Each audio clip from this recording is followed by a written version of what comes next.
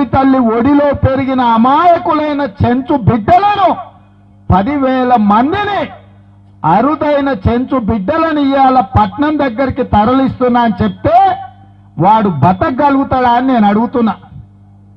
ఇవాళ పట్నంలో పెరిగి జూబ్లీ హిల్స్ లో బంగళాలో ఉండే నీ మనవాడు ఉన్నాడు కదా చిట్టినాయుడు గాడు మోటుగాడు, వాణ్ణి తీసుకొచ్చి నల్లమల్ల అడవులలో చెంచు పేటలలో పెడితే ఉంటాడా అని నేను అడుగుతున్నా. ఈ రాష్ట్ర ముఖ్యమంత్రి నేను అడుగుతున్నా, నీ కొడుకులు వాళ్ళ బిడ్డలు హైదరాబాద్ లో ఏసీ రూముల్లో బతికే నీ మనమరాళ్లను తీసుకొచ్చి నల్లమల్ల అడవులల్లా చెంచు పేటలల్లో పెడితే మా గిరిజన మా లంబాడి సోదరులతోని మా సోదరి మల్ల దగ్గర నీ మనమలను పెడితే వాళ్ళు ఉంటారా అని నేను అడుగుతున్నా.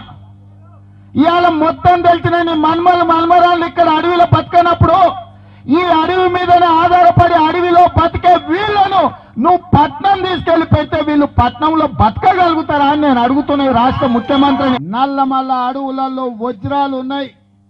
కోహినూరు వజ్రానికంటే మంచి వజ్రాలు అచ్చంపేట అడవులలో ఉన్నాయని ఆనాటి సమైక్య పాలకులు డిబీర్స్ అనే బహుళ జాతీయ కంపెనీకి ఈ ప్రాంతాన్ని కట్టబెట్టిండ్రు.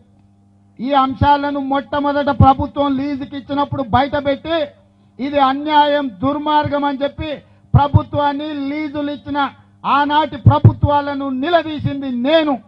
ఆ తర్వాత చాలా ఉద్యమ సంస్థలు రాజకీయ పార్టీలు అంతెందుకు ఈనాటి ముఖ్యమంత్రి గారి కుమార్తె నిజామాబాద్ ఎంపీ కల్వకుంట్ల కవిత గారు ఆనాడు సాంబశివుడిని తీసుకొని ఇదే నాసరయ్య అప్పాయిపల్లి అన్ని గ్రామాలను తిప్పి ఈ చెంచు బిడ్డలను ఇక్కడి నుంచి తరలించొద్దు, డిబీర్ సోడు వజ్రాలను దోసుకుంటే తెలంగాణ ఖనిజ సంపదను తెలంగాణ జాతి సంపదను తెలంగాణ అటవీ సంపదను దోసుకుంటే ఊరుకునేది లేదు, ఇది తెలంగాణ ప్రజల సొత్తు అని చెప్పి ఆనాడు వచ్చి గ్రామాలలో కన్నీళ్లు పెట్టింది. మరి ఇవాళ నేను అడుగుతున్న కల్వకుంట్ల కవిత గారిని, అమ్మా కవితమ్మ గారు, మీ నాయన కేసీఆర్ 2016లో యురేనియం తవ్వకాల కోసం 100 కోట్ల రూపాయలు లంచాలు తీసుకొని లక్షల కోట్ల రూపాయలు సంపాదించుకోవడానికి బహుళజాతి కంపెనీలకు యురేనియం తవ్వకాలకు మా గుండెల మీద నిప్పుల కుంపడి తెచ్చిపెట్టింది కదా, ఇవాళ ఎందుకు ఇక్కడికి వస్తలేవని నేను అడుగుతున్నా.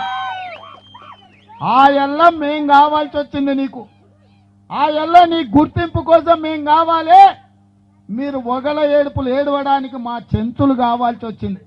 కానీ ఇవాళ మా గుండెల మీద యురేనియం ప్లాంట్ యురేనియం తవ్వకాల కోసం నల్లమల్ల అడవులలో 83 స్క్వేర్ కిలోమీటర్స్ అంటే కొన్ని వేల ఎకరాల భూమిని 1,00,000 ఎకరాల భూమిని ఇవాళ ప్రైవేటు బహుళజాతి కంపెనీకు నీ అప్ప కట్టబెడుతుంటే కనీసం అయ్యో పాపం ఆ చెంచులు ఏమైపోతారని నీ కుటుంబం ఒక్క క్షణం ఆలోచన చేయలేదంటే ఇవాళ చెంచుల శవాల మీద వేల కోట్ల రూపాయలు దండుకోవాలని నీ అయ్య నీ అన్న ప్రయత్నం చేస్తుంటే ఒక్క మాట అయినా మీరు మాట్లాడినరా అని నేను అడుగుతున్నా.